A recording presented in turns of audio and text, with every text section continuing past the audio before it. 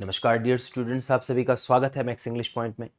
First grade का जो syllabus है वो चेंज हो चुका है। आरपीएससी ने ऑफिशियली अनाउंस्ड कर दिया।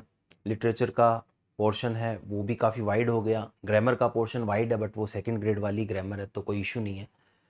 सबसे बड़ी दिक्कत कोचिंग संस्थानों में यही है कि कोर्स को तय समय में कैसे कराएं। ऑफलाइन भूल जाइए, हो ही नहीं सकता। 3-3 4-4 टीचर्स लगेंगे तब जाके वो कोर्स होगा, वो भी 6-7 महीने में। वरना एक टीचर तो 2 साल में कंप्लीट नहीं करवा सकता। एकमात्र चांस रहता है ऑनलाइन कोचिंग का। ऑफलाइन में आप 25-30 हज़ार में भी इसको कोर्स को नहीं करवा सकते, पॉसिबल ही नहीं है। तो पहले तो मेरा मन कम था, फिर मैंने सोचा कि विद्यार्थी इतने जुड़े हुए हैं तो मेहनत तो करनी पड़ेगी। इसलिए मैं मेहनत के साथ साथ में एक ऑप्टिमिस्टिक सोच के साथ आया हूँ कि मेरे विद्यार्थी हैं वो बढ़िया पढ़ेंगे और अच्छे से लगेंगे। अपनी तरफ से मैं अपना 100% दूंगा। बारी आगे आगे की आपकी है कि आप अपना 100% दें। तो शुरू करते हैं। लिटरेचर में जो बदलाव हुआ है, लिटरेरी पोर्शन जो पूरा है वो हम शुरू से कंप्लीट करेंगे और कोशिश ये करेंगे 2-3 महीने एग्ज़ाम से पहले इस कोर्स को पूरा कर दें। तो आपका जो कोर्स चेंज हुआ है उसमें पोट्री पहले पुराने समय में या पुराने सिलेबस में 8 पोइम्स प्रिस्क्राइब्ड थी। अभी आपकी 21 पोइम्स हो चुकी है, 21, और उसमें लेंथी पोइम्स भी हैं। तो पहली पोइम आपकी है वो छोटी पोइम है, वो पोइम है एक सोनेट। कोर्स के अंदर shall I compare thee to a summer's day बोल के ही है, बट उससे सोनेट नंबर 130 कहा है, जबकि सोनेट नंबर 130 नहीं है, ये सोनेट नंबर 18 है। तो वहाँ पे वो करेक्शन है, वो आगे अमेंड कर देंगे। सोनेट नंबर 18 है विलियम शेक्सपियर की, shall I compare thee to a summer's day. तो चलिए शुरू करते हैं इसको। देखिए, विलियम शेक्सपियर के बारे में तो हम बहुत सारी जानकारी जानते ही हैं पहले से ही, और जो सिलेबस चेंज हुआ है उसमें क्या है, लिटरेचर काफ़ी वाइड हो गया। तो जब आप इंग्लिश लिटरेचर की हिस्ट्री पढ़ोगे, जो कि मैंने वीडियोस बनाए हैं, वहाँ पे उसको डीप पूरा अच्छे से समझाया हुआ है कि विलियम शेक्सपियर कौन थे, क्या थे। और as you like it drama है, उससे पहले भी अच्छे से बताया हुआ है। तो बार बार रिवीजन करने से कोई फ़ायदा नहीं है, क्योंकि सिलेबस सेम है। एक बार तो आप पढ़ोगे, तो क्यों आधा घंटा वेस्ट करना। थोड़ा सा हम विलियम शेक्सपियर के बारे में समझ के फिर सीधी पोइम्स के ऊपर आ जाएंगे।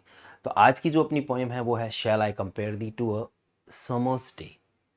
ये टाइटल भी है और ये पोइम की पहली लाइन भी है। तो एक बार रिसाइट करेंगे पोइम और उसके बाद में चलेंगे one by one, stanza wise हम क्या करेंगे, एनालिसिस करेंगे क्या है इसमें, और क्रिटिकल एनालिसिस भी करेंगे।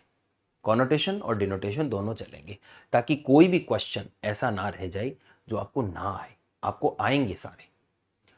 तो आज नवरात्र स्थापना भी है, तो माँ सरस्वती के चरणों में वंदन करते हुए शुरू करते हैं। Shall I compare thee to a summer's day? Thou art more lovely and more temperate. Rough winds do shake the darling birds of May, and summer's lease had all too short a date.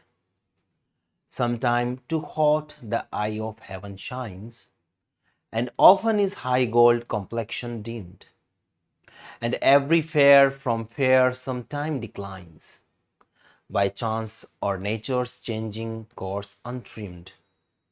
But thy eternal summer shall not fade, nor lose possession of that fair thou own'st. Nor shall the death brag thou wanderest in his shade, when in eternal lines to time thou growest. So long as man can breathe or eyes can see, so long lives this, and this gives life to thee. बहुत ही शानदार sonnet है। और इस sonnet को हम जब stanza wise देखेंगे तो आपको बहुत ही मज़ा आएगा, पता चलेगा कि क्या है। तो सबसे पहले हमने इसको रिसाइट कर लिया, अब चलते हैं आगे। शेक्सपियर के बारे में थोड़ा जानते हैं कि शेक्सपियर कौन थे। बहुत ज़्यादा डिटेल एनालिसिस तो नहीं करेंगे, ब्रीफली हम देखेंगे। विलियम शेक्सपियर, जिनका जन्म 1564 में हुआ और डेथ हुई 1616। जब ऐसे दिया होता है तो इसका मतलब बर्थ ईयर है और डेथ ईयर है। Was an English play right. देखिए जो ड्रामा लिखते हैं उनको प्ले राइट कहते हैं। बहुत बार ये प्रश्न पूछा जाता है कि ड्रामेटिस्ट को क्या कहते हैं, प्ले राइट भी कहते हैं। तो ये इंग्लिश प्ले राइट थे, इसका मतलब है ये इंग्लैंड के निवासी थे और ये ड्रामा लिखा करते थे। ये एक पाउट भी थे और एक्टर भी थे। द ग्लोब नाम की एक थिएटर था, उसके अंदर ये एक्टिंग किया करते थे। Widely regarded as the greatest writer in the English language. जब से शुरुआत हुई है लिटरेचर की तो एक नाम यानी कि विलियम शेक्सपियर, ये नाम बहुत ही प्रचलित है, हर कोई जानता है, मतलब नाम सुना हुआ लगेगा। जैसे यहाँ पे भारत में कालिदास है, वैसे ही विदेशों में या कहें कि भारत में भी विलियम शेक्सपियर को तो हम जानते हैं क्योंकि ये ग्रेटेस्ट राइटर रहे हैं इंग्लिश लैंग्वेज के। Known as the bard of Avon, क्योंकि इनका जन्म एवन में हुआ था। बार्ड का मतलब होता है जो पोइट्री गाता है, बार्ड का मतलब पोइम से हो गया। बार्ड ऑफ एवन इनको कहा जाता है। ही ऑथर्ड 39 प्लेज, इन्होंने 39 प्लेज या ड्रामा लिखे हैं और 154 सोनेट्स और 154 सोनेट्स लिखी। तो ये भी प्रश्न पूछा जाता है कि विलियम शेक्सपियर ने कितने ड्रामा लिखे हैं। इनको किस नाम से जाना जाता है, बार्ड ऑफ एवन। और कितने इन्होंने प्ले लिखे हैं, 39। और कितने सोनेट्स लिखे हैं, 154 सोनेट्स लिखे हैं। और 2 नरेटिव पोएम भी लिखे हैं इन्होंने। And several long narrative poems that have left A profound impact, बहुत ही गहरा इम्पैक्ट डालते हैं ये। जब इनकी पोएम्स को, इनके प्लेज को हम देखते हैं तो हमारे हृदय में प्रोफाउंड का मतलब बहुत ही डीप इम्पैक्ट करते हैं वो, लिटरेचर और थिएटर वर्ल्ड वाइड। तो ये इम्पैक्ट डालते हैं, चाहे वो लिटरेचर पे हो, चाहे वो थिएटर पे हो, चाहे इंसान पे हो। Born at Stratford upon Avon, ये देखो एवन आ गया ना, बार्ड ऑफ एवन, इनको इसलिए कहा जाता था क्योंकि ये एवन के निवासी थे। और बार्ड का मतलब गाने से संबंधित हो गया, गायक से हो गया। इनका जन्म हुआ स्ट्रेटफोर्ड अपॉन एवन में। शेक्सपियर मैरिड एन हैथवे, कई बार पूछ लेते हैं शेक्सपियर की पत्नी का नाम क्या है, तो इनकी जो पत्नी थी उनका नाम था Anne Hathaway. And had 3 children, और इनके कितने बच्चे थे, 3 बच्चे थे। He began his successful career in London, इन्होंने अपना जो सक्सेसफुल करियर है उसकी शुरुआत कहाँ से की थी, लंदन में की थी। एज एन एक्टर, शुरुआत में ये एक्टर थे। And play right by the early 1590s, 1590 के दशक में ये ड्रामेटिस्ट भी थे और एक्टर भी थे। और शुरुआत इन्होंने कहाँ से की थी, लंदन से की थी। Becoming a shareholder in the acting company later known as the King's Men, फिर इन्होंने किंग्समैन नाम की एक एक्टिंग कंपनी थी, एक थिएटर था, उसके साथ में शेयर होल्डर मतलब पार्टनरशिप में काम शुरू कर लिया। वहाँ ये इनके ही तो ड्रामा प्ले राइट थे, तो ड्रामा इनके ही चलते थे और साथ में ये एक्टिंग भी किया करते थे। और साथ में मुनाफा भी इनका 50% या 40% जो भी रहा होगा।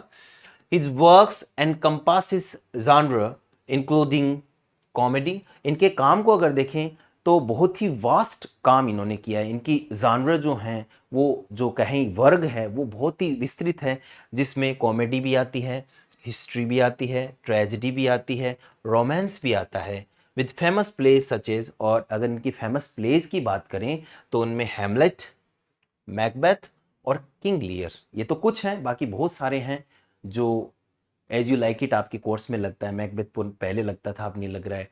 तो बहुत सारे ऐसे इनके ड्रामाज हैं जो बहुत ही शानदार हैं और प्रोफाउंड हैं।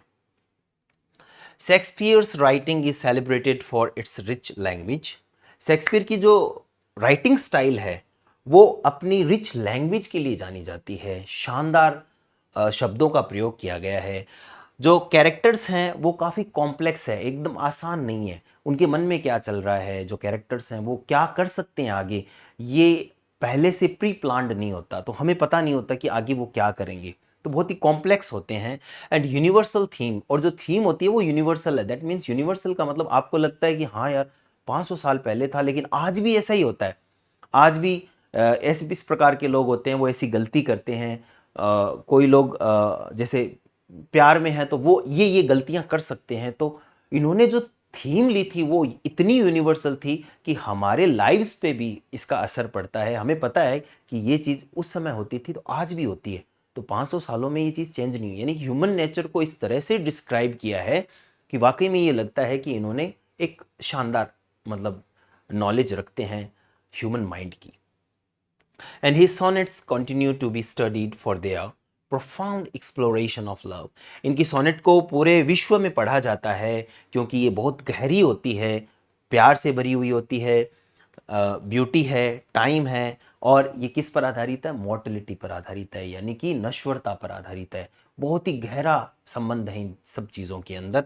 He died in 1616, but his work remained influential. इनकी मृत्यु तो 1616 में हो गई, लेकिन इनके जो वर्क हैं वो आज भी हमें प्रभावित करते हैं and are performed and read around the world this day. आज के दिन भी ये पढ़े जाते हैं, इनको प्ले के रूप में किया जाता है। तो ये तो हैं विलियम शेक्सपियर जिनके बारे में हमने एक ब्रीफ जानकारी ली है। अब मूव करते हैं शेक्सपियर की सोनेट की तरफ, तुरंत आ जाते हैं टॉपिक पे। पहले तो ये जानते हैं शेक्सपियर की सोनेट्स कौन कौन सी थी। अब 154 है तो सबका डिटेल तो नहीं ले सकते, लेकिन कुछ चीज़ें हैं जिनके बारे में हमें समझना जरूरी है, और उसके बाद में सीधी पॉइंट पे आएंगे। तो सबसे पहले हम बात करते हैं शेक्सपियर्स सोनेट। तो शेक्सपियर की सोनेट कितनी थी? The sonnets addresses to main characters, the fair youth and the dark lady. Shakespeare ने जो 154 सोनेट्स लिखी थी उनको दो बड़े भागों में इन्होंने डिवाइड किया है, दो कैरेक्टर पर डिवाइड किया है। 1 से लेकर 126 नंबर सोनेट तक इन्होंने एड्रेस किया है एक फेयर यूथ को। फेयर का मतलब हो गया गोरा रंग कह सकते हैं, और यूथ का मतलब युवा को। इन्होंने जो कि हैंडसम यंग मैन है, यानी एक पहली पोइम से लेकर 126 पोइम तक जो इन्होंने लिखी है वो किसको एड्रेस करके लिखी है? सॉरी, एक फेयर यूथ को जो कि एक हैंडसम यंग मैन है। कुछ लोग कहते हैं कि शायद वो हेनरी रिथॉस्ली अर्ल ऑफ साउथम्पटन है, या विलियम हर्बर्ट है अर्ल ऑफ पेम्ब्रोक के, ऐसे मानते हैं। ये क्लियर नहीं किया इन्होंने कि ये जो 1 से लेकर 126 नंबर इन्होंने पोइम लिखी है इसमें कैरेक्टर कौन है, मुख्य किरदार कौन है। ये पता चलता है इनके ये यूथ है जो गोरा है उस पर है, बट है कौन? लेकिन कुछ विद्वान है वो ये मानते हैं शायद ये हो सकते हैं, इन दो व्यक्तियों पे ऐसे रखते हैं कि ये इनके साथी थे। तो दूसरा 127 से लेकर 154 यानी बाकी की बची हुई 26 जो सोनेट हो गई क्या? बिल्कुल। तो बाकी जो बची हुई है ना, जो जितनी भी सोनेट है 127 से 154 तक, are address to the dark lady. वो किसको एड्रेस की गई है? बाकी की जो है वो 26 है वो एक डार्क लेडी को। आई थिंक ये 126 होगी, या शायद 127 से 154 कितनी हो गई? 28 हो गई। बाकी की जो 28 पॉइंट्स हैं वो किसको लिखी गई है? डार्क लेडी को है। हालांकि इसमें थोड़ी सी जानकारी मैं ऐड कर देता हूं कि 1 से लेकर 126 तक तो हो गई आपकी फेयर यूथ पर, और बाकी की 127 से 152 तक हम कह सकते हैं डार्क लेडी है, और दो इसमें थोड़ा अननोन है, ये पता नहीं है, ठीक है ना। एग्जैक्ट तो ये है, बाकी आप ओवरऑल कहोगे तो दो भाग ही डिवाइड करते हैं। पहला हो गया 1 से 126 तक किसको? फेयर यूथ को, और बाकी 127 से 100 सीधा 54 कर दो, वो हो गई डार्क लेडी को। लेकिन थोड़ा सा और इसको डिटेल में जाएंगे तो 127 से 152 डार्क लेडी, और दो है वो अननोन कैरेक्टर है, पता नहीं है किसको, लेकिन ओवरऑल इसको डार्क लेडी के साथ में ही जोड़ दिया जाता है। तो टोटल 154 पॉइंट ये है। तो शेक्सपियर की सोनेट दो भागों में डिवाइड है। पहला फेयर यूथ जो कि एक आइडलाइज्ड यंग मैन है, या दूसरा है वो डार्क लेडी है, यानी कि 127 से लेकर 154 तक डार्क लेडी के लिए है। दोनों की आइडेंटिटी पता नहीं है हमें, और लेकिन ये पूछ सकते हैं कहाँ तक कौन सी पोइम है, तो कई बार पूछी जाती है ये। अब बात करते हैं सोनेट नंबर 18 की। तो आप बताओ कि सोनेट नंबर 18 है वो किस में आएगी? डार्क लेडी वाले सेगमेंट में आएगी या फेयर यूथ वाले में? देखो 1 से लेकर 126 तक फेयर यूथ का सेगमेंट है, इसका मतलब सोनेट 18 किस में आएगी? फेयर यूथ में। तो कई बार ये पूछा जा सकता है कि दो सोनेट सीक्वेंसेस हैं इनकी, तो ये फेयर यूथ में आती है, डार्क लेडी में आती है, अननोन में आती है, या इनमें से कोई नहीं, तो आपको फेयर यूथ करना है। ठीक है। Sonnet 18 shall I compare thee to a summer's day is one of William Shakespeare's most famous and widely studied sonnets. पूरी दुनिया में सबसे ज़्यादा स्टडी में, यानी कहने का मतलब करिकुलम में, या कह सकते हैं कि सिलेबस में दी गई पोइम है, लोग पढ़ते हैं इसको, और सबसे ज़्यादा फेमस पोइम में से एक भी है। It belongs to the fair youth sequence. अभी मैंने बताया कि सोनेट 1 से लेकर 126 तक फेयर यूथ सीक्वेंस है, तो उसमें ये आती है।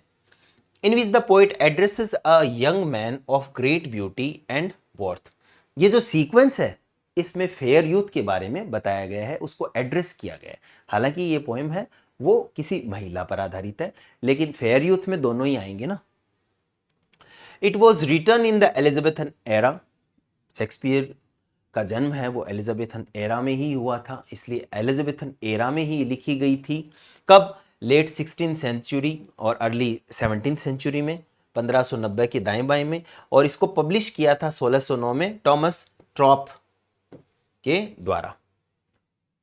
थॉप भी बोलते हैं इसे, टॉमस थॉप के द्वारा 1609 में इसको पब्लिश, यानी लिखा कब गया था? लगभग 1590 के आसपास लिखी गई थी। 1609 में इसको टॉमस ट्रॉप के द्वारा क्या किया है? पब्लिश किया गया था। आगे बढ़ते हैं। The sonnet was a popular poetic form imported from Italy. देखिए सोनेट के बारे में जानकारी तो सोनेट मैंने अच्छे से पढ़ाया हुआ है, आप लिटरेरी फिगर ऑफ स्पीच में या फॉर्म्स ऑफ इंग्लिश लिटरेचर में जाके सोनेट को पढ़ सकते हैं कि सोनेट क्या होती है, उसके बारे में डिटेल से स्टडी की गई है।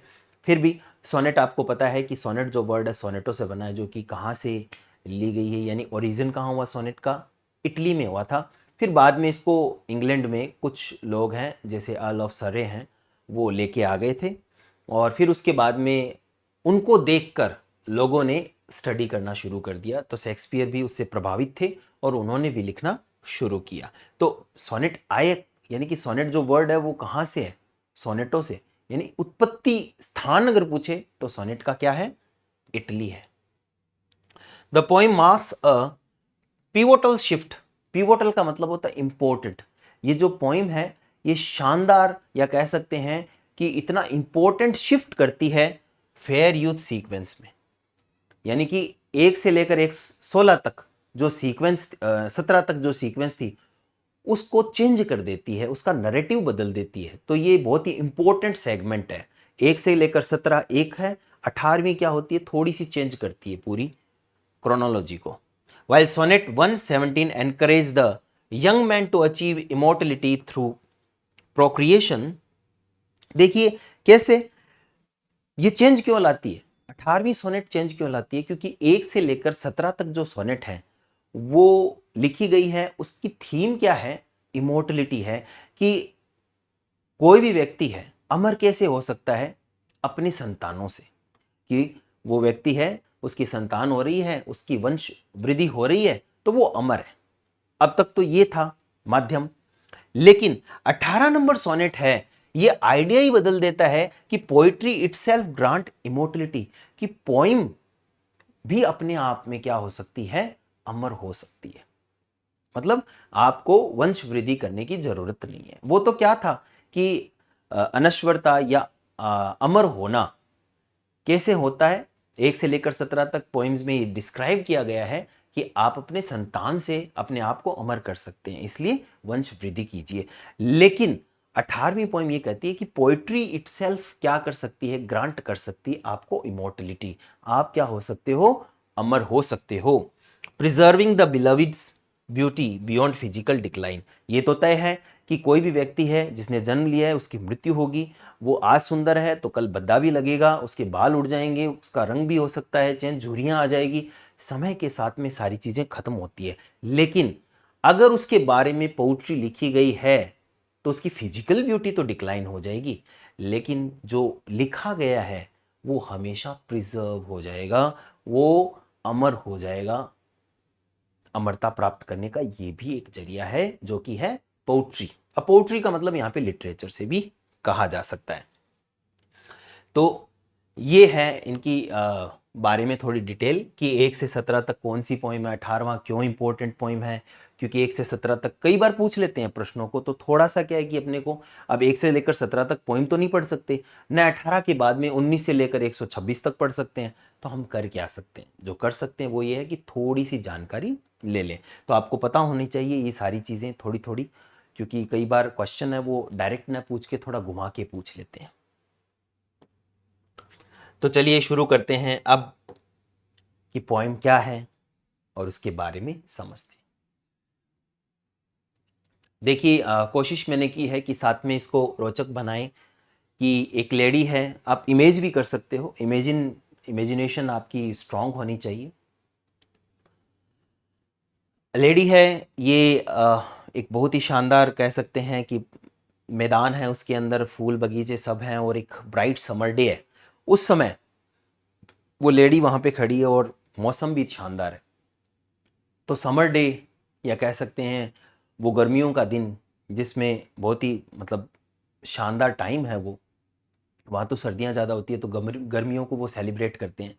उस समय उस लेडी को उस गर्मी वाले दिन से तुलना करते हुए विलियम शेक्सपियर एक सोनेट लिखते हैं। तो वो क्या है अब देखते हैं। तो पहला जो स्टेंजा है इस पोएम में, सोनेट है तो इसलिए 14 लाइन्स हैं। 14 लाइन्स में 4-4-4 यानी कि 3 क्वार्टरेन है और एक कपलेट है। तो 4-4 लाइन के 3 है और एक 2 लाइन का है कपलेट। तो पहली जो 4 लाइन है क्वार्टरेन है, वो क्या कहता है? Shall I compare thee to a summer's day. मतलब पोइट ने शुरुआत में ही क्या है, एक रेटोरिकल क्वेश्चन पूछ लिया। रेटोरिकल क्वेश्चन क्या होता है? जिसका आंसर आपको पहले से पता है, अंडरस्टूड होता है, you don't have to ask. जैसे क्या पैसे पेड़ पे उगते हैं?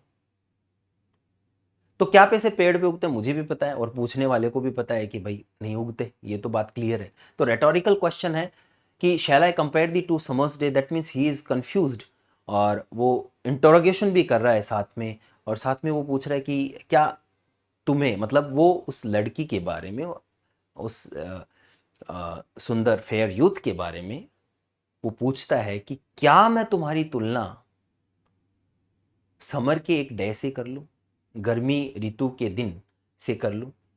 गर्मी, मैंने आप वहां पे बताया ना कि वहां सर्दियां ज्यादा होती है तो गर्मी को सेलिब्रेट करते हैं। तो समर्स डे, उज्जवल दिन, बढ़िया हवा चल रही है, पेड़ पौधे हैं, जानवर हैं, वो सब अपनी दैनिक कह सकते हैं दिनचर्या में लगे हुए हैं और बहुत ही ब्राइट खूबसूरत डे है। उस समय वो पूछता है shall I compare thee to a summer's day, क्या ये आज का इतना खूबसूरत दिन है उससे तुम्हारी तुलना करूं? क्या हो सकता है? यानी कि वो अपनी बिलविड की तुलना किससे कर रहा है? समर से। और पूछ रहा है साथ में कि क्या आज का दिन और तुम्हारी खूबसूरती दोनों की तुलना की जा सकती है क्या? फिर आंसर देता है, thou art more lovely and more temperate. Thou art, thou का मतलब हो गया यू और आर्ट का मतलब आर, ये ओल्ड लैंग्वेज है। Thou art more lovely. फिर वो अपनी प्रेयसी को तुरंत कहता है कि देखो कंपेयर कैसे करें, तुम तो बहुत ही ज्यादा लवली हो और टेम्परेट हो, मतलब बहुत ही ऐसे माइल्ड हो, खूबसूरत हो, बैलेंस्ड हो, तो तुम्हारी तुलना और समर की तुलना हो ही नहीं सकती। कैसे? समर में rough winds do shake the darling buds of May. मई का जो मौसम है, जो बढ़िया मौसम रहता है आपका, उसके बाद में समर ऋतु आती है। बसंत के बाद में जनरली समर ऋतु इस हिसाब से आती है। तो उस समय तक जो नए नए कोंपले हैं या बर्ड्स हैं वो खिली हुई है। और समर के डे में तो आपको पता है कि बहुत ही तेज आंधियां चलती है, यहाँ भी चल रही है वहाँ भी चलती है, उस हिसाब से वहाँ पे चलती है। तो वो क्या करती हैं, रफ विंड्स आती है, बहुत अच्छी विंड नहीं होती, गर्मी में कितनी ज़्यादा रफ विंड आती है कि मैं तुम्हारी तुलना कैसे करूँ कि तुम तो इतनी मतलब लवली हो, टेम्परेट हो, माइल्ड हो, और गर्मी की तुलना तुमसे कैसे करूं, क्योंकि गर्मियों में तो बहुत रफ हवा चलती है। और जो नई कोंपलें होती है मई के ऋतु में, जो खिल रही होते हैं, फ्लावर्स खिल रहे होते हैं, वो सारे उनको क्या कर देते हैं, तबाह करने का काम करते हैं। तो कैसे करूं मैं? तुम दोनों में तो ये क्या है, कॉन्ट्रास्ट है। And summer's lease short had all the short date. और फिर दूसरी बात कि समर का जो मौसम है वो तो मैंने बताया ना, क्या भाई जो इंग्लैंड है वहाँ का अगर क्लाइमेट चेक करें तो समर बहुत ही छोटा सा होता है। तो समर की तुलना तुमसे कैसे करूं? तुम्हारी खूबसूरती तो लॉन्ग ड्यूरेशन में होती है, मतलब एवरलास्टिंग है। और समर की ऋतु जो होती है वो तो बहुत ही छोटी सी होती है, थोड़े से समय के बाद में वो खत्म हो जाती है। तो तुम तो एवरलास्टिंग हो, और समर्स डे क्या हो गया, वो तो थोड़ा सा हो गया ना, थोड़े समय के लिए। तो तुलना ही नहीं हो सकती। तो पहले जो स्टेंजा है उसके अंदर उसने समर के बारे में बताया है और साथ में अपनी प्रेयसी के बारे में भी बताया है, और दोनों में तुलना की है कि क्या मैं तुलना करूं। फिर तुलना खुद ही बताई कि कैसे करूं मैं तुलना। तुम्हारी तो ये है कि तुम लवली हो, बहुत ही माइल्ड हो, बैलेंस्ड हो, जबकि समर का डे होता है वो रफ होता है। उससे जो नई कॉम्पलें खिली हुई होती है, जो नए पौधे अब बन रहे हैं वो भी शेक हो जाते हैं। शेक का मतलब वो भी एकदम से अंदर से परेशान हो जाते हैं। और समर जो होता है वो तो बहुत कम समय के लिए होता है, और तुम्हारी तो ब्यूटी एवरलास्टिंग है। तो तुलना तो हो ही नहीं सकती, तुम जीत में ही रहोगी। तो पहली जो 4 लाइन है वो ये है। तो चलो एक बार नोट्स के जरिए इसको समझ लेते हैं। The poet ask a rhetorical question. शुरुआत में पहली लाइन में ही इसने एक रेटोरिकल क्वेश्चन पूछ लिया। रेटोरिकल क्वेश्चन जिसका मीनिंग अंडरस्टूड होता है, ये पूछ लिया। And wonders if comparing the beloved to summer is suitable. और पहली लाइन में वो पूछ रहा है कि क्या मैं तुलना अपनी प्रेयसी की समर के एक डे से कर सकता हूं, गर्मी ऋतु के एक दिन से कर सकता हूं। Summer is usually the symbol of beauty, warmth and delight. मैंने बताया कि समर है वहां पे बहुत ही अच्छा माना जाता है, और ब्राइट डे होता है वो ब्यूटीफुल डे में आता है। और वहां पे बहुत सर्दियां होती है तो थोड़ी गर्मी मिलती है तो उनको अच्छा लगता है, और खुशी का दिन होता है। But he will argue that the beloved is even better. लेकिन दूसरी लाइन में ये तुरंत कहा जाता है कि मुझे लगता है कि जो मेरी बिलविड है वो ज्यादा सुंदर है इस डे से। कैसे? He immediately answer saying the beloved is more beautiful and has a gentler. वो तुरंत कहता है दूसरी लाइन में ही कि उसकी बिलविड है वो बहुत ही ज्यादा सुंदर है, और उसका हृदय है वो बहुत ही जेंटल है। More constant nature than summer's of an extreme condition. और समर की तो कंडीशन एक्सट्रीम होती है, हवाएं बहुत गर्म चलती है, उस कंडीशन से इसकी तुलना कर ही नहीं सकते।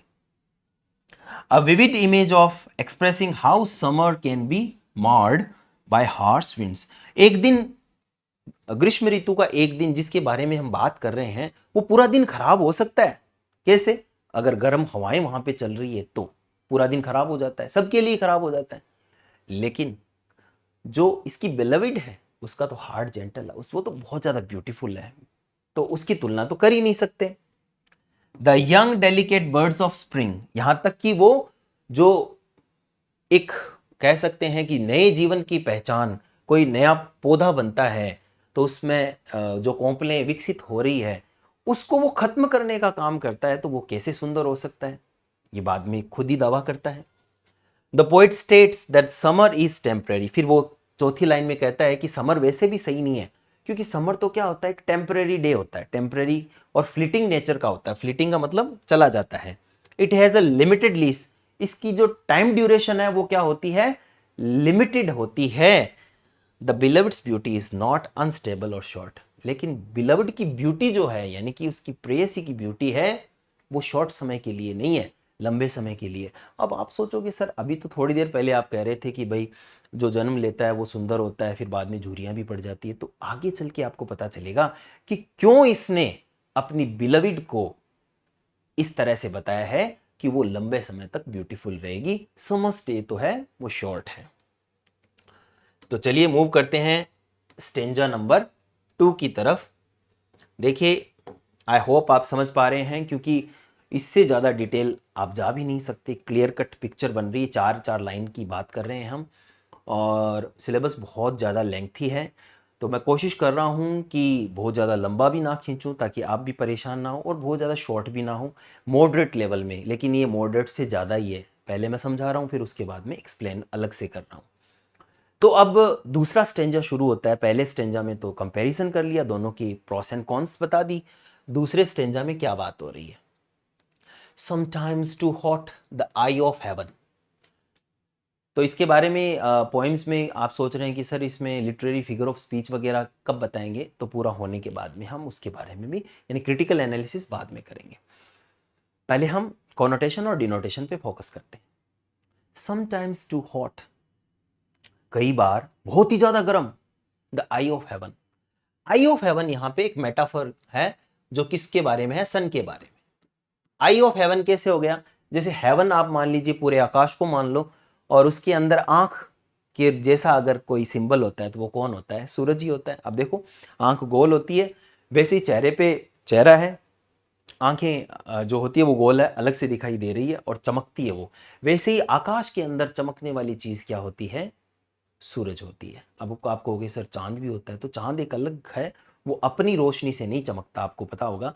सूरज अपनी रोशनी से चमकता है, इसलिए आई ऑफ हेवन किसको कहते हैं? सन को कहा जाता है। तो sometimes too hot eye of heaven shines, गर्मी के ऋतु में कई बार, गर्मी के दिन में जो सूरज है, यानी द आई ऑफ हेवन यहाँ पे क्या है? सूरज है, वो बहुत ज्यादा चमकता है। बहुत ज्यादा चमकता है तो परेशानी तो होती है ना। तो कई बार तो ये क्या करता है? बहुत ज्यादा बार चमकता है। And often is high his gold complexion deemed, और कई बार क्या होता है? इसके चारों तरफ बादल आ जाते हैं। क्या आ जाते हैं?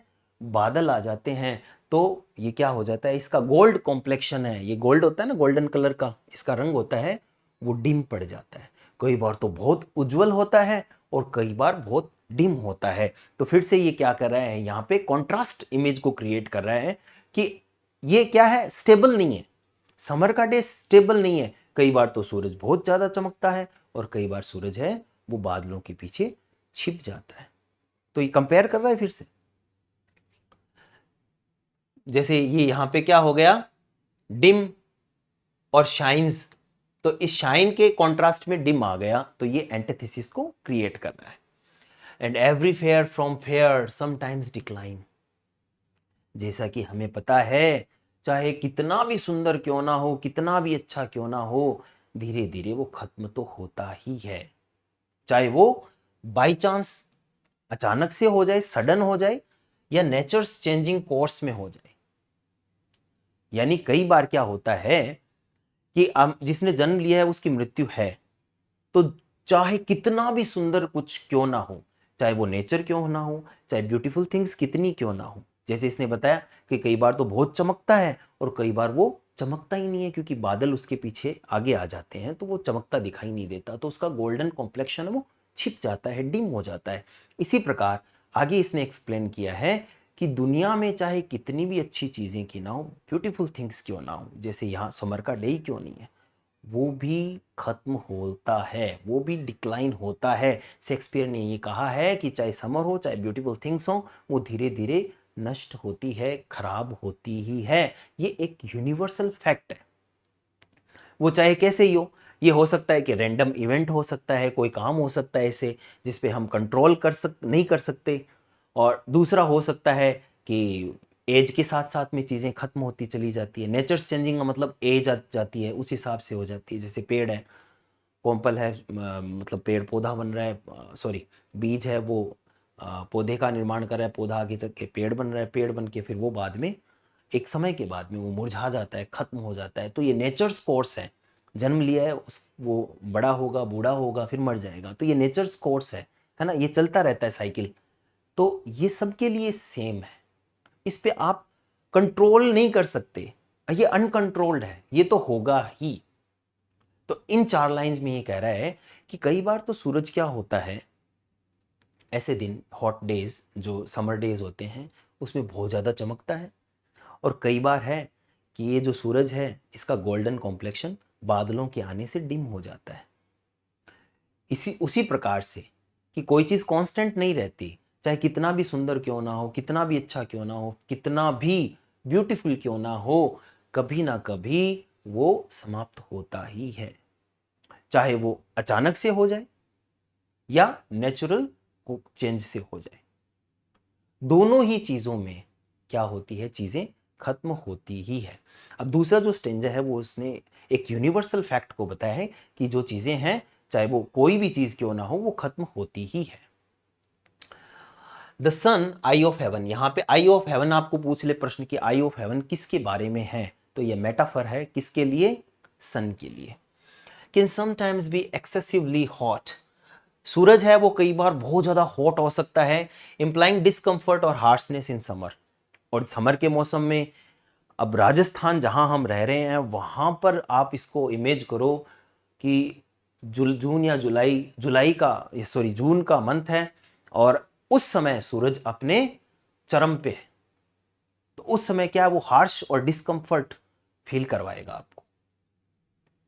The sun's golden face can be dimmed by clouds, और ये तो होगी वो बात कि वो एक तरीके से वो बहुत ही उज्ज्वलित हो सकता है, लेकिन कई बार थोड़े दिनों के बाद में ही या थोड़ी देर के बाद में भी हो सकता है कि बादल उसके चारों तरफ आ जाएं और समर की ब्यूटी को खत्म कर दे। तो समर की ब्यूटी या सूरज की जो ब्यूटी है, सन की जो ब्यूटी है, वो ही रिलायबल नहीं है। समर का जो डे है वो भी एक जैसा नहीं है। सुबह है, सूरज बहुत ज्यादा चमक रहा है तो अच्छा लग रहा हो सकता है, थोड़ी देर के बाद में मौसम चेंज हो गया, बादल आ गए तो वो डे भी खराब हो गया। सॉरी। तो जो डे है वो खराब हो सकता है एक दिन में, मतलब जो आप सोच रहे हो कि वो ब्यूटीफुल डे है वो एक दिन में ही खराब हो गया, दिन लगा ही नहीं, थोड़ी देर के बाद में ही खराब हो गया। तो कोई भी चीज क्या है, स्थायी नहीं है। तो बैड वेदर ने क्या कर दिया, समर की ब्यूटी को खत्म कर दिया, इसलिए वो रिलायबल नहीं है। थोड़ी देर के लिए तो अच्छा लगा, थोड़ी देर के बाद में बुरा लगने लग गया। नेचर इज इनकंसिस्टेंट, नेचर है वो कंसिस्टेंट नहीं है, लगातार एक जैसा नहीं रहता, बदलता रहता है। ब्यूटी कैन बी कवर्ड और स्पॉइल्ड एट एनी टाइम, किसी प्रकार की सुंदरता है वो कभी भी खराब हो सकती है। जैसे आप ब्यूटीफुल डे इमेज कर रहे हो, बाहर गए, आपको अच्छा फील हो रहा है, बहुत ही अच्छा फील हो रहा है, थोड़ी देर के बाद में बारिश आ गई तो वो ब्यूटीफुल डे खराब हो गया। तो आप किसी चीज को स्थायी नहीं मान सकते। तो समर्स डे से मैं कैसे तुलना करूं अपने प्रेयसी की, समर्स डे भी तो पूरा दिन है, जरूरी थोड़ी वो वैसा का वैसा ही सुंदर रहे, थोड़ी देर में भी खराब हो सकता है। तो ये 4 लाइन है, उसको ज्यादा एक्सप्लेन कर रही है कि किस प्रकार से मैं सुंदरता की तुलना नहीं कर सकता अपनी प्रेयसी की समर्स डे से।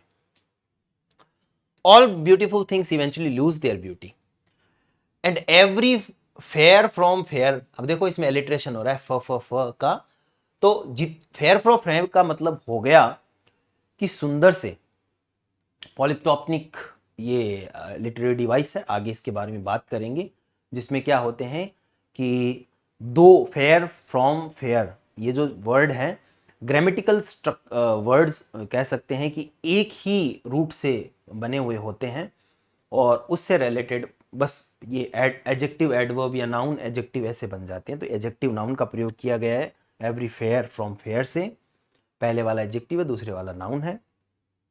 और वैसे देखा जाए तो साधारण बात कहें तो ये एलिट्रेशन है। तो सुंदर से सुंदर यानी सबसे सुंदर चीजें हैं वो भी समटाइम्स डिक्लाइंस, वो भी क्या हो सकती है, जैसे ऊपर एग्जांपल बताया ना, वो भी खत्म होती है। Chance of natural change, Shakespeare universalise the idea, Shakespeare ने भी इस आइडिया को यूनिवर्सल किया है। Not just summer but everything beautiful deteriorates, सिर्फ समर की बात नहीं है, समर का वो एक अच्छा दिन जो आप सोच रहे हो उसकी बात नहीं है, दुनिया में जितनी भी ब्यूटीफुल थिंग्स हैं वो समय के साथ में खत्म होती है। Beauty veins either through random events, कई बार तो ब्यूटी है वो धीरे धीरे खत्म होती है, वैन का मतलब होता है कमी आती है उनकी सुंदरता में। रैंडम इवेंट्स कैसे भी आ सकती है या नेचुरल कोर्स से भी हो सकता है। नेचुरल कोर्स का मैंने बताया ना, धीरे धीरे समय के साथ बूढ़ा हो जाना, खत्म हो जाना। यहां पे अनट्रिम्ड का मतलब हो गया अनटाइडी या अनकंट्रोल्ड, यहां पहले से ही मैंने लिखा हुआ है ताकि इजी आपको पता चले। अनट्रिम्ड का मतलब होता है अनकंट्रोल्ड, आप इसको कंट्रोल नहीं कर सकते कि वो ब्यूटीफुल ही रहनी चाहिए, आप प्रिजर्व कर ही नहीं सकते उस चीज को।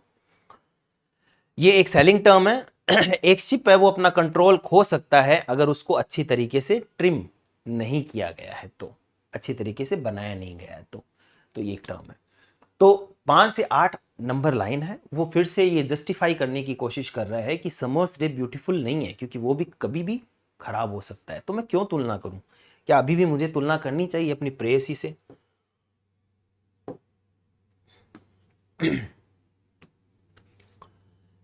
चलिए, 5 से 8 हो गई। अब आगे बढ़ते हैं तीसरे स्टेंजा की तरफ।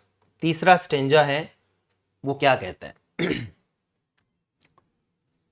But thy eternal summer shall not fade. अब पहले वाले स्टेंजा में इसने क्या किया था, दोनों की थोड़ी थोड़ी तुलना की थी। दूसरे वाले स्टेंजा में समर के बारे में बताया कि तुम कैसे खराब हो, मैं क्यों तुलना करूं। तीसरे वाले स्टेंजा में ये फिर से बिलवड की तरफ मूव करता है और ये कहता है बट thy इटर्नल समर, तुम्हारा जो इटर्नल समर है, समर अभी इसने कहा कि समर का डे बहुत ही अच्छा डे होता है, तो तुम्हारा जो इटर्नल, जो कभी खत्म होने वाला समर है, जो तुम्हारे अंदर है, अपनी प्रेसी के लिए कह रहा है, जो तुम्हारे अंदर है, जो तुम्हारे अंदर ब्यूटी है। अगर समर्स डे को मैं ब्यूटीफुल मानता हूं, तो तुम्हारे अंदर वो समर्स डे है वो हमेशा रहेगा, वैसा ही चेंज नहीं होगा, वो ब्यूटीफुल है। इटर्नल का मतलब एवर लास्टिंग, जब तक है तब तक रहेगा वो, ये नाम है। जब तक मैं आज हूं, आज से लाखों साल तक, तो वो तुम्हारे अंदर रहेगा, वो फेड नहीं होगा, वो खत्म नहीं होगा। यानी यहां पे इसने कह दिया कि ब्यूटीफुल डे तो एक दिन में भी 4 बार खराब हो सकता है, कभी बादलों से हो सकता है, कभी बारिश से हो सकता है, लेकिन तुम्हारे हृदय के अंदर जो ब्यूटी है, जो समर है, वो कभी फेड नहीं होगी। या जो तुम हो, जितनी सुंदर हो, वो कभी फेड नहीं हो सकती। अब आप कहोगे सर अभी तो आपने कहा कि इमोर्टल थोड़ी हैं हम, तो एज भी होती है समय के साथ में, तो ये क्यों कहना चाह रहा है? इसका मीनिंग यहां पे आगे क्लियर होगा। Nor lose possession of that fair thou owest, old form है ऑनेस्ट की, ऑन करना, रखना अपने अंदर। और तुम्हारे अंदर जो ब्यूटीफुल थिंग्स हैं, जो फेयरनेस है, जो ब्यूटी तुम्हारे अंदर है, आर्ट की हो सकती है, जो भी, वो हमेशा रहेगी तुम्हारे पास, वो कभी खत्म नहीं होगी। तुम्हारे अंदर का इटर्नल समर कभी, यूथ या ब्यूटी कभी खत्म नहीं होगी। और तुम्हारे अंदर जो ब्यूटीफुल कह सकते हैं पोजेशंस हैं, ब्यूटीफुल पोजेशंस क्या होती है, जैसे लव, ठीक है, पैशंस, ये कभी खत्म नहीं होंगे, ये तुम्हारे अंदर रहेंगे। Nor shall death break the wonders initiate, मृत्यु भी तुम्हें डरा नहीं सकती। मृत्यु भी देखो, यहां पे मृत्यु इसको लेने आई, लेकिन तुम इतनी ब्यूटीफुल हो अंदर से कि वो भी कभी तुम्हें अपने बॉस्ट करके, ऐसे नहीं कि मैं तुम्हें मृत्यु हूं और मैं तुम्हें अपने अंदर समाहित कर लूंगा, वो भी तुम्हें ले जा नहीं सकती। When in eternal lines the unending pass to the time thou crossed, क्यों? क्योंकि मैंने तुम्हें अपनी पोइम में लिख दिया। अब ये बताना चाह रहा है ना भाई, तुम्हारी फिजिकल ब्यूटी तो डिटेरियोरेट होगी, प्रकृति का मतलब ये तो है ही। अभी पीछे इसने कहा कि जो चीजें आज है वो कल वैसे नहीं होगी, और लेकिन तुम्हारी ब्यूटी हमेशा रहेगी। तो तुम्हारे अंदर जो ब्यूटीफुल समर डे है वो हमेशा निरंतर रहेगा, क्योंकि मैंने तुम्हें क्या कर दिया है, अपनी सोनेट में लिख दिया है। इसलिए तुम हमेशा ब्यूटीफुल रहोगी। और पोएट्री से बड़ी पावरफुल चीज कोई होती नहीं, वो कभी खत्म नहीं होती, एवर लास्टिंग होती है।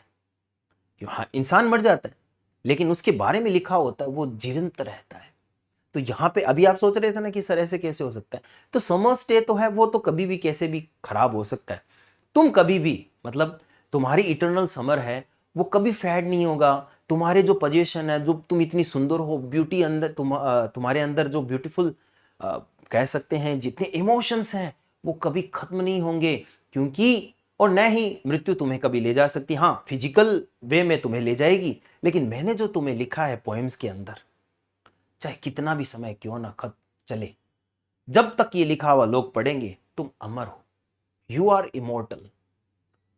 तो इस तरह से इसने इसको बताया। ये देखो 9वीं लाइन, अब तक 1 से लेकर 8 लाइन में क्या की थी, कंपैरिजन की थी, सारी चीज की थी।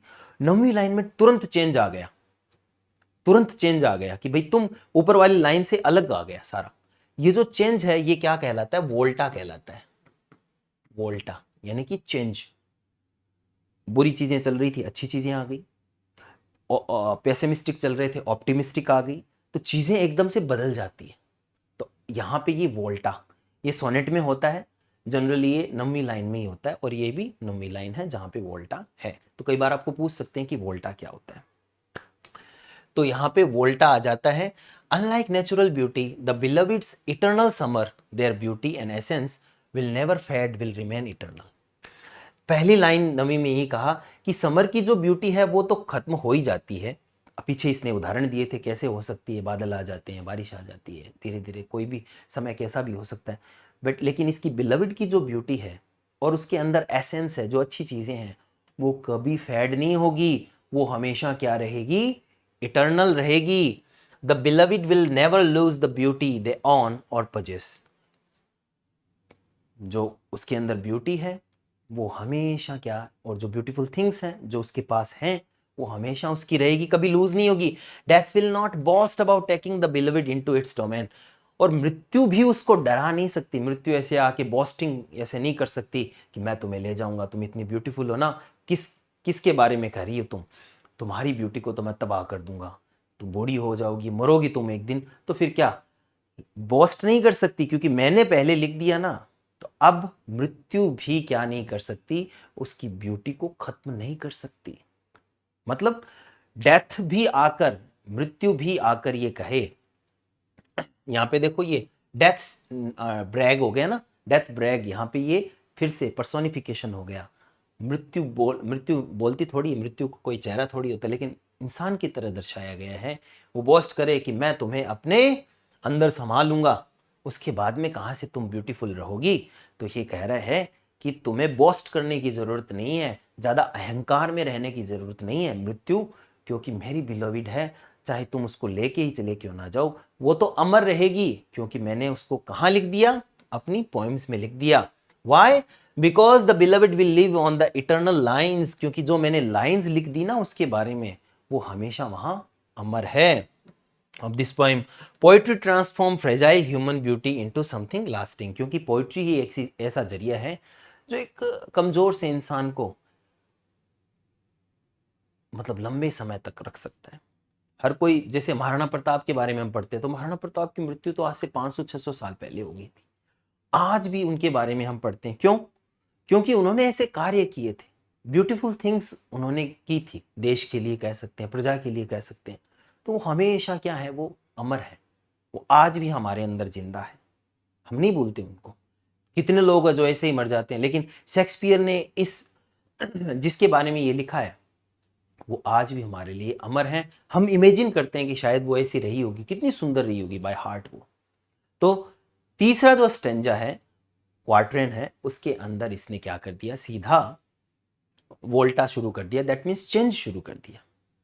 अब अंतिम यानी 12 लाइन हो गई, लास्ट कपलेट की तरफ मूव करते हैं। कपलेट है वो कंक्लूडिंग होता है। जो आपकी सोनेट होती है उसमें इटालियन सोनेट के अंदर तो 8 और 6 लाइन का, यानी कि ऑक्टेव और सेस्टेट, ऑक्टेव होता है प्रॉब्लमेटिक और सेस्टेट होता है उसके अंदर आप कंक्लूजन डालते हैं। इसी प्रकार शेक्सपियर के जो पोइम है उसमें तीन जो स्टेंजा है, 4-4 लाइन के क्वार्टरन, वो प्रॉब्लमेटिक होते हैं, और लास्ट वाला जो स्टेंजा होता है जिसे कपलेट कहते हैं वो कंक्लूजन देता है। तो क्या कह रहे हैं, so long as man can breathe or eyes can see, so long lives this and this gives life to thee. मैं क्यों कह रहा हूं कि मृत्यु भी ये कह के बॉस्ट नहीं कर सकती कि तुम्हें खत्म कर दूंगा, तुम्हारी ब्यूटी को खत्म कर दूंगा। क्यों? क्योंकि तुम अब लिखी गई हो मेरी पोइम में, और जब तक इस जीवन में इंसान है, सांस ले रहे हैं, जब तक इंसानों की आंखें चीजों को देख रही है, ये जिंदा रहेगी। ये क्या जिंदा रहेगी? इसकी बिलविड, और इसकी बिलविड की ब्यूटी है वो जिंदा रहेगी, क्योंकि वो किस में लिखी गई है, पोएम में लिखी गई है। And this gives life to thee, और मृत्यु तुम्हें ले जाएगी, फिजिकली तो ले जाएगी, लेकिन तुम्हारी आत्मा आज भी जो इसको पढ़ेगा उसके अंदर जिंदा रहेगी। इसलिए तुम क्या हो गई हो, इटर्नल हो चुकी हो।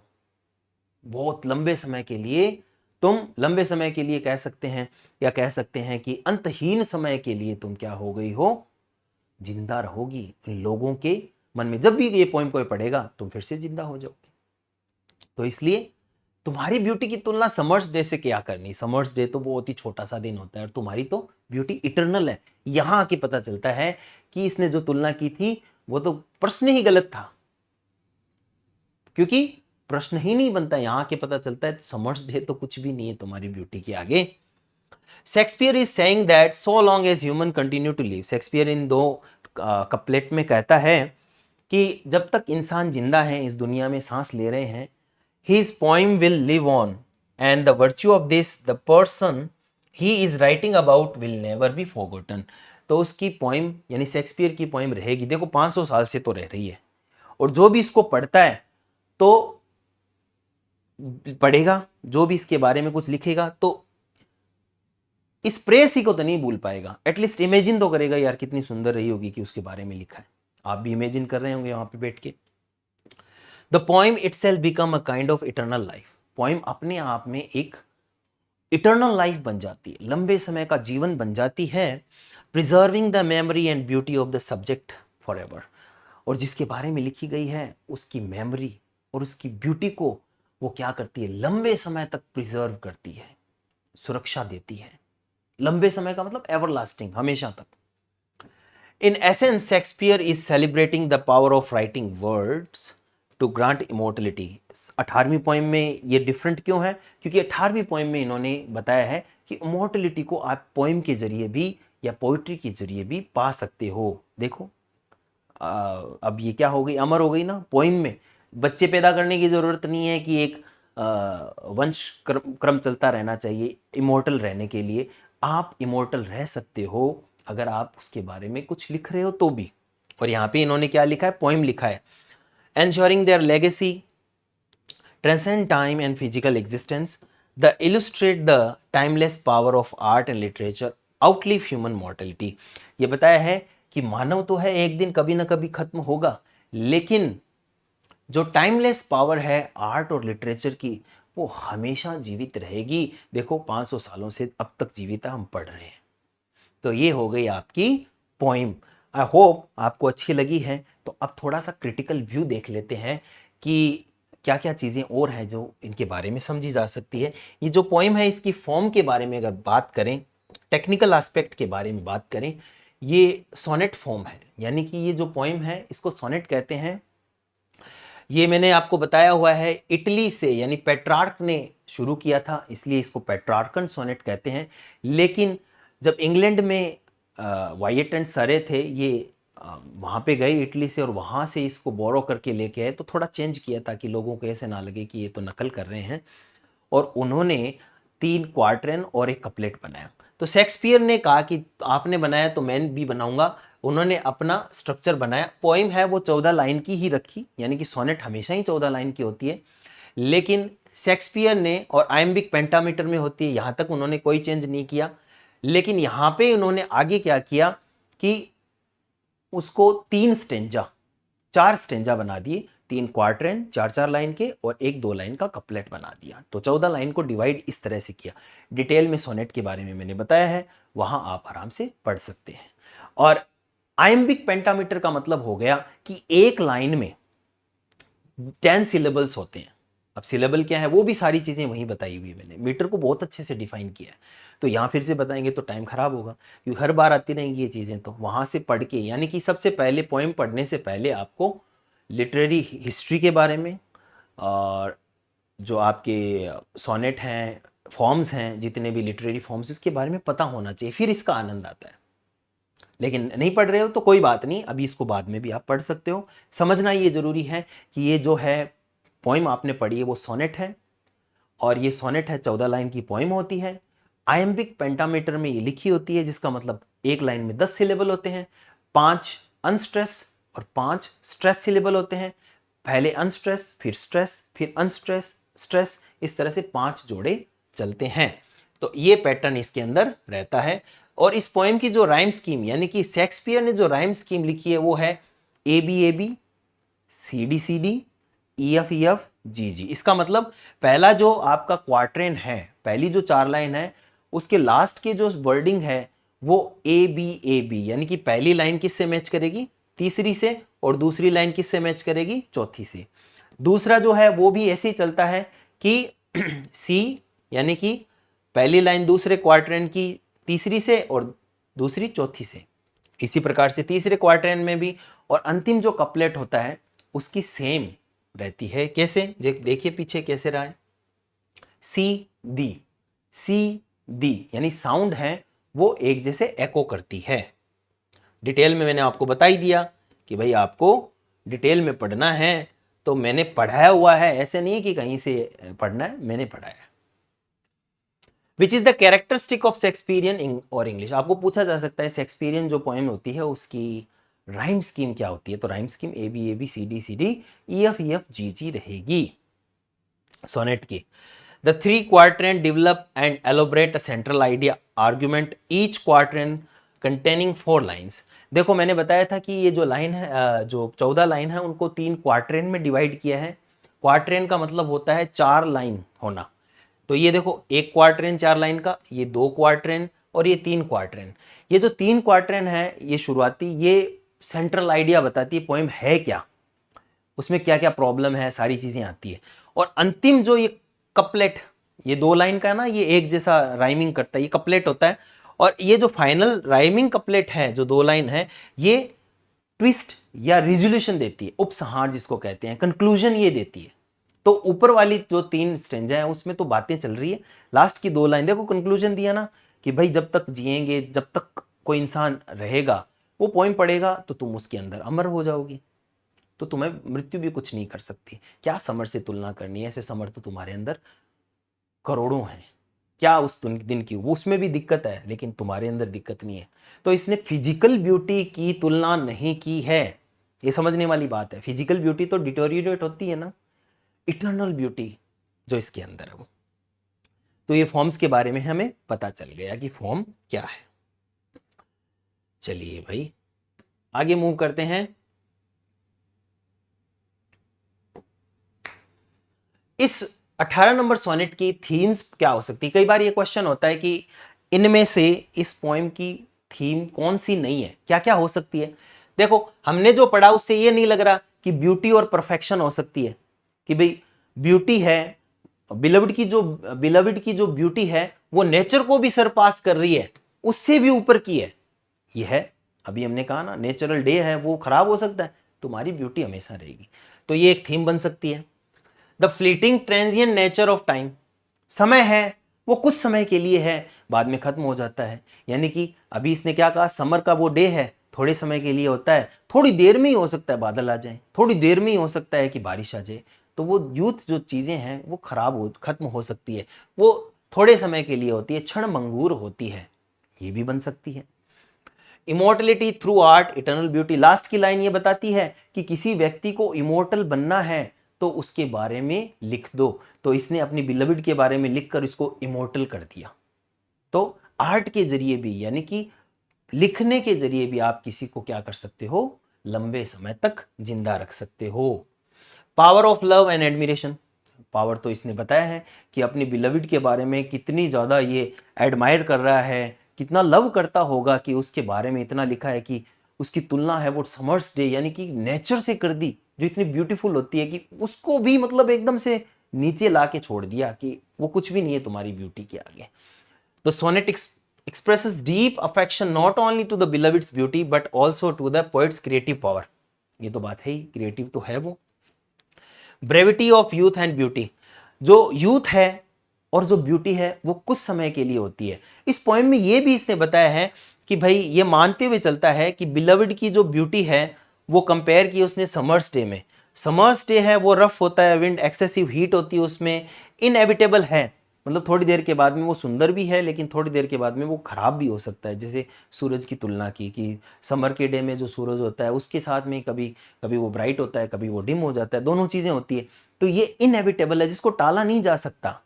तो जो ब्यूटीफुल थिंग्स होती हैं वो क्या होती है, वो थोड़े समय के लिए होती है ना। This theme reflect the natural decline of physical attractiveness and the passage of time. ये बता रहे हैं कि जो मैं ब्यूटी की यहाँ जो बात कर रहा हूँ वो फिजिकल चीज़ों की ब्यूटी की बात नहीं कर रहा हूँ। फिजिकल चीज़ें तो होती है, वो खत्म हो जाती है।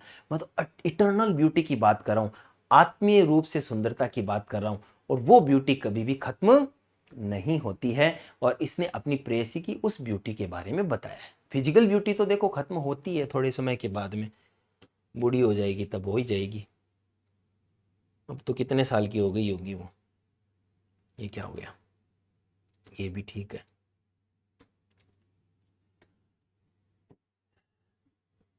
एक मिनट। तो अब चर्चा करते हैं हम टेक्निकल डिवाइसेस की। तो कुछ टेक्निकल डिवाइसेस इसके अंदर यूज किए गए हैं, उसके बारे में हम चर्चा करते हैं। टेक्निकल चीजें कौन कौन सी हैं जिनको आप फिगर ऑफ स्पीच के बारे में भी जानते हैं, क्रिटिकल एनालिसिस के बारे में भी जानते हैं, वो चीज़ें लाइन वाइज हम बात करते हैं।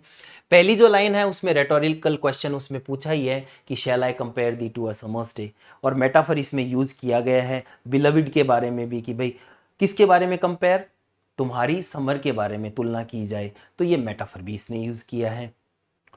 कंपैरिजन तो है ही, दूसरी लाइन में भी है, जैसे लवली और टेम्परेट वर्सेस समर्स एक्सट्रीम, कि तुम इतनी सुंदर हो, अच्छी हो, मृदु हृदय है तुम्हारा। जहां तक कि समर की बात करें तो वो तो बहुत ज़्यादा एक्सट्रीम होता है, बहुत ही ज़्यादा उसमें कह सकते हैं गुस्सा होता है, तो एक्सट्रीम लेवल पे जा सकता है। तो कंपैरिजन की गई है। एंटीथेसिस भी है, लवली टेम्परेट और समर एक्सट्रीम हो गया, तो इसका मतलब ये क्या हो गया, बहुत हार्श हो गया, तो ये एंटीथेसिस भी हो गया। तीसरी लाइन में पर्सोनिफिकेशन, विंड सैकबर्ड, विंड हिला देती है किसको, जो नई कॉम्पलें खिली हुई है उनको हिला देती है, शैक कर देती है, तो पर्सोनिफिकेशन हो गया। कोई कोई चीज़ हिलाना, ये जो कार्य होता है, जैसे ये पेन है, ये मैं हिला रहा हूँ, तो ये मनुष्य का कार्य है, तो पर्सोनिफाइड हो गया। विंड को यहाँ पे पर्सोनिफाइड किया गया। इमेजरी और मेटाफर तो है ही। बर्ड्स यहाँ पे किसको रिप्रेजेंट कर रहा है, यूथ को, यानी कि जो अभी बीज है उससे कॉम्पलें निकली है, वो यानी कि अभी वो जन्म हुआ ही है उसका, यूथ को बता रहा है। तीसरी लाइन में फिर से मेटाफर है, लीज, इसमें बताया है कि समर की जो लीज होती है वो बहुत ही कम होती है। लीज का मतलब यहाँ पे समय की कमी, तो यहाँ पे फिर से मेटाफर है। Personification, summer as tenant, summer को टेनेंट की तरह दिखाया गया कि तुम इतने हार्श हो कि तुम ये कर देते हो, वो कर देते हो, तो किसी इंसान की तरह दिखाया गया है समर को, तो वो फिर से पर्सोनिफाइड हो गया। पांचवी लाइन में मेटाफर और पर्सोनिफिकेशन दोनों है। आई ऑफ हेवन, ये किसके लिए यूज हुआ है, सन के लिए, यानी कि स्वर्ग की आंख, तो इसमें मेटाफर और पर्सोनिफिकेशन दोनों ही है। और पर्सोनिफिकेशन है छठी लाइन में, सन्स कॉम्प्लेक्शन, सन की कॉम्प्लेक्शन के बारे में। अब कॉम्प्लेक्शन तो इंसान का होता है, गोरा काला, अब सन का तो कॉम्प्लेक्शन होता ही ना, नहीं होता ना, कि उसमें भी उसको ब्राइट और डिम दोनों दिखाए गए हैं।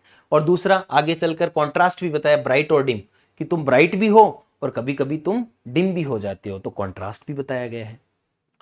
पॉलिप टोटोन, मैंने कहा था कि दो शब्द हैं वो सिमिलरली एक ही रूट से बने हुए हैं लेकिन अलग अलग क्लास में होते हैं, या कह सकते हैं अलग अलग पार्ट्स ऑफ स्पीच में डिवाइड होते हैं। जैसे फेयर फ्रॉम फेयर, तो पहले वाला फेयर है वो है एडजेक्टिव और दूसरे वाला फेयर है वो नाउन। तो इस प्रकार का जो लिटरेरी सेगमेंट बनता है लिटरेचर में, इसको पॉलिप्टोटोन कहते हैं। ये थोड़ा सा डिफिकल्ट है, बट सीधा सीधा यहाँ पे एलिट्रेशन भी है। क्या एक लाइन में एक से ज़्यादा फिगर ऑफ स्पीच हो सकते हैं, 100% हो सकते हैं। थीम है वो ट्रांजिएंस और एलिट्रेशन, इसके अंदर ये रहा alliteration, fair from fair. Antithesis है चांस और नेचर, चांस का मतलब हो गया कभी कभार, नेचर का मतलब रेगुलर रूप से। अनट्रिम्ड का मतलब हो गया अनकंट्रोल्ड, तो अनट्रिम्ड यहां पे अनकंट्रोल के रूप में आया है, तो ये फिर से क्या हो गया, मेटाफर हो गया। नवी लाइन मैंने बताया कि वोल्टा होती है, वोल्टा का मतलब टर्न ले लेता है, यहां पे पोएम है वो चेंज हो जाती है, चेंज हुई थी। और इटर्नल समर है, ये किसके बारे में है, मेटाफर है। इटर्नल समर यहाँ पे प्रेयसी के हृदय के बारे में बताया है कि उसके अंदर जो ब्यूटी है वो इटर्नल समर की तरह है। एंटीथेसिस, इटर्नल और फेडिंग, इटर्नल का मतलब यहाँ पे हो गया, यहाँ पे जो दो लाइन है कि तुम्हारा तो ये इटर्नल रहेगा हमेशा, कभी भी फेड नहीं होगा, तो इटर्नल और फेड एक दूसरे के क्या हो गए, फिर से कॉन्ट्रास्टिंग हो गए। और जो भी कॉन्ट्रास्टिंग थिंग एक लाइन में आ जाती है वो या तो ऑक्सीमोरॉन होती है या एंटीथेसिस होती है। इनके बारे में मैंने डिटेल से पढ़ाया हुआ है। फिर लीगल डिक्शन, उस समय की शानदार जो डिक्शन थी वो पोजेशन, ओवन और मेटाफर फिर से आ गया, ब्यूटी, प्रॉपर्टी को बताया गया है। 11वीं लाइन में पर्सोनिफिकेशन, डेथ के बारे में पर्सोनिफिकेशन किया कि डेथ तुम बोस्ट मत करो, मेरे सामने शेखी मत झाड़ो कि मैं तुम्हें तो हमारी प्रेयसी के ले जाऊंगा और वो फिर खत्म हो जाएगी, नहीं होगी वो खत्म, क्योंकि मैंने लिख दिया है। तो डेथ को इंसान के रूप में दिखाया, तो फिर से आ गया। शेड इमेजरी इसमें दिखाई गई है कि जैसे डेथ आती है तो वैसे ही चारों तरफ अंधेरा हो जाता है, तो ये भी इमेजिनेशन है इसमें। इटर्नल लाइंस पोइट्री के बारे में मेटाफर है, जब किसी चीज के बारे में कोई विशेष बात बताता है या विशेषण का कार्य करता है वो जनरली मेटाफर ही होता है। हाइपरबली, पैरेललिज्म, इसमें है ब्रीद और सी। अब हाइपरबली तो हमें पता है बड़ा चढ़ा के कहना होता है, इसमें है बड़ा चढ़ा के कहा हुआ कि तुम जब तक इंसान जिएंगे तब तक ये चीज़ चलेगी। तो ये तो बड़ा चढ़ा के कर रहा है बात कि जब तक इंसान का तो कोई पता नहीं, इतनी कोई पोइट्री चलती थोड़ी है, कुछ दिनों में मान लीजिए एक बॉम्ब गिर गया तो सारी चीज़ें खत्म है, फिर क्या होगा। पैरेललिज्म क्या होता है? पैरेललिज्म का मतलब होता है सेंटेंस स्ट्रक्चर इस तरह से बनना कि एक के बाद एक चीज कार्य हो रही है। जैसे एक लाइन आती है, वी सो, वी रन या वी वेंट, वी कॉन्कर, तो एक के बाद एक कार्य हो रहा है, वो पैरेललिज्म होता है। ठीक है, पैरेललिज्म, पैरेललिज्म सॉरी, ये पैरेललिज्म हो गया। मेटा पोइट्री, दिस पोइम, इस पोइम के बारे में इसने मेटा पोइट्री बता दिया। पैराडॉक्स है, वर्सेस गिव्स लाइफ। पैराडॉक्स क्या होता है ये भी मैंने, सब चीज़ें ये आई हुई है वहाँ पे, बस इसको थोड़ा सा मैं बता रहा हूँ। पैराडॉक्स यहाँ पे है कि कोई चीज़ है जो आपने कोई लाइन कही कि पहले मुर्गी आई या अंडा, तो इसका आंसर हमें पता नहीं होता, वो पैराडॉक्स होता है। तो यहाँ पे वर्सेस गिव्स लाइफ, अब जो मैंने ये लाइनें लिखी हैं ये हमेशा जीवन प्रदान करेगी, तो ये जीवन कैसे प्रदान करेगी, अब गंभीरता से सोचेंगे तो उसको पढ़ने के बाद में हमें पता चलता है कि ये कैरेक्टर है, ये क्या है, इतना शानदार है, तो उस कैरेक्टर के बारे में जीवंतता का पता चलता है। ऊपरी सतह से तो ऐसा लगता है फालतू सी बात लिखी होगी, तो गहराई से किसी चीज का चिंतन करने पर नतीजा पता चलता है, वो पैराडॉक्स में आता है जनरली, या उसका आंसर हो सकता है ना भी मिले। तो ये सारी चीज़ें आपको पूछी जा सकती है, कहाँ पे मेटाफर है, कहाँ पे क्या है, तो ये सारी चीज़ें आपको पता होनी चाहिए। ये कब पता होगी, ये जब आप अच्छे से फिगर ऑफ स्पीच को पढ़ोगे, तो ये चीज़ें अपने आप कर सकते हो। नई नई चीज़ें तो है, जैसे पैरेललिज्म हो गया, ये पॉलीटोटोन हो गए, ये नई चीज़ें हैं, तो इसके बारे में मैंने डिफाइन कर दिया। अब यहाँ पे मेटाफर और ये चीज़ें तो मैं आपको बता नहीं सकता, फिर तो सारी पोएम ही फिर से हो जाएगा। वोल्टा क्या होता है, ये चीज़ आपको समझने की ज़रूरत है, क्योंकि सोनेट में वोल्टा आती है। वोल्टा एक थीम में चेंज हो जाता है, जो जनरली ऑक्टेव और सेस्टेट, यानी कि जो पेट्रार्कन सोनेट होती है, इटालियन सोनेट होती है, उसमें दो भाग होते हैं, ऑक्टेव, सेस्टेट। तो 9वीं लाइन में जैसे ही सेस्टेट पार्ट शुरू होता है उस समय ये शुरू होता है, और ज़्यादातर ये वोल्टा है वो फाइनल कपलेट, शेक्सपियर की सोनेट में फाइनल कपलेट की तरफ आता है, सिग्नल होता है शिफ्ट करने का, लेकिन यहाँ पे ये 9वीं लाइन पर ही हो जाता है, जनरली यही होता है।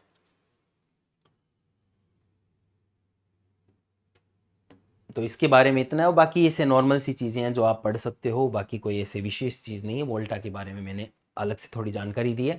तो ये तो आपकी हो गई पोइम, और आई होप जो आपको ये पोइम है वो समझ में आई होगी।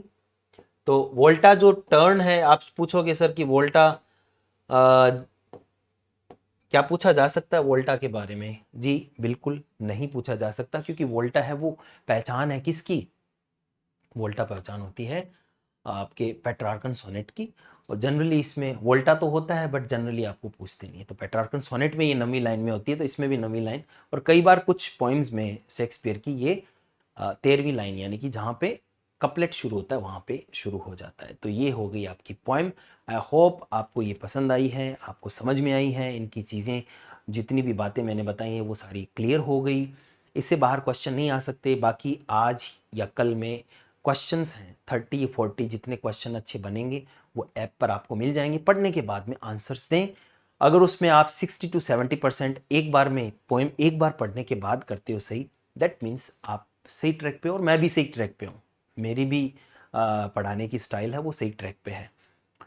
70 से 60 से कम रहते हैं, 50 से कम रहते हैं, दैट मीन्स कि आपने या तो मिस किया कहीं पे या मैंने अच्छा नहीं पढ़ाया है, दोनों ही बातें हैं। तो अगर आपने मिस किया तो फिर से पढ़ें और अच्छा नहीं पढ़ाया तो फिर से मुझे बताएं। Thank you very much, have a great day. एक पोएम हो गई है, 20 बाकी बची हुई है।